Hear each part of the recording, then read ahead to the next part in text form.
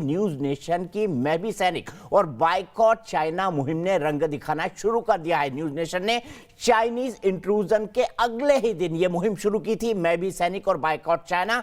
हमने देश की बहस में चाइना के सामान की बहिष्कार करने की मुहिम चलाई। अब मोदी सरकार ने डिजिटल स्ट्राइक करते हुए चीन के 59 ऐप पर बैन लगाकर डिजिटल आजादी के संग्राम की शुरुआत कर दी है। अब पूरा देश कह रहा है चाइना भारत छोड़ो।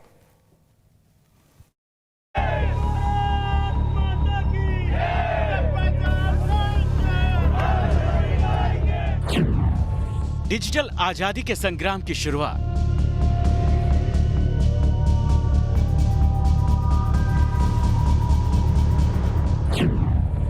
चीन पर वॉलेट से पहला वार।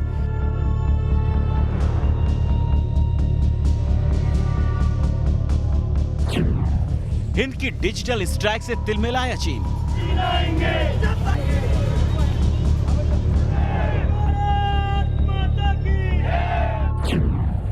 रंग लाई न्यूज नेशन की स्वदेशी मुहिम मैं भी सैनिक। गलवान में हिमाकत के बाद चीन की चौतरफा घेरेबंदी से ड्रैगन के पसीने छूट गए। सामरिक चक्रव्यूह के बाद चीनी सामानों का बहिष्कार करके चीन की आर्थिक कमर तोड़ने का काम पहले ही शुरू हो चुका था। अब सरकार ने ड्रैगन पर डिजिटल स्ट्राइक का श्री गणेश भी कर दिया।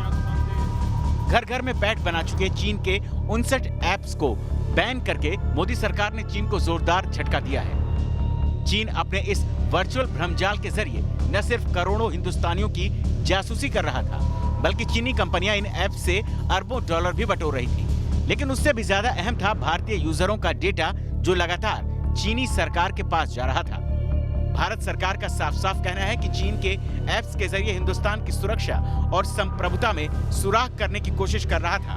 अब जिस तरह मोदी सरकार ने सोने के अंडे देने वाली इस चीनी मुर्गी को हलाल किया है, उससे चीन तिलमिला गया है। 印方有关公告表示强烈关注。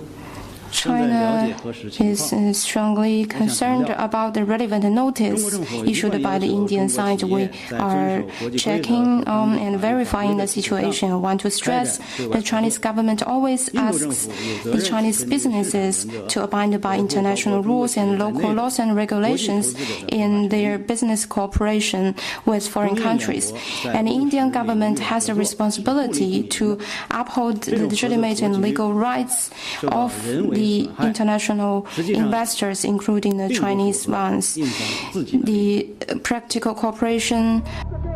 हम आपको बता दें, न्यूज नेशन लगातार मैं भी सैनिक और बायकॉट चाइना मुहिम चला रहा है। देश की बहस में हम लगातार इस मुद्दे को जोर शोर से उठाते आए हैं। ऐसे में चीनी ऐप्स पर बैन हमारी स्वदेशी को लेकर मुहिम का एक बड़ा असर भी है। आपको मुंह तोड़ जवाब देना चाहिए और ये सिर्फ मोदी साहब कर सकते हैं, ये बाकी लोगों के बस की बात नहीं है। बिल्कुल, आपने ठीक कहा तारिक फतेह साहब। और इस मुंह तोड़ जवाब देने की पूरी तैयारियां इस देश के अंदर हो चुकी है। हर भारतीय मान चुका है कि उसको चाइनीज सामान का बहिष्कार करना है। चीनी ऐप्स पर बैन के इस डिजिटल युद्ध में केंद्र सरकार की सर्जिकल स्ट्राइक मील का पत्थर साबित हो सकती है। हम भी आपसे ये वादा करते हैं कि जब तक चीन को सबक नहीं सिखा लेते, तब तक बायकॉट चाइना और मैं भी सैनिक की हमारी मुहिम जारी रहेगी।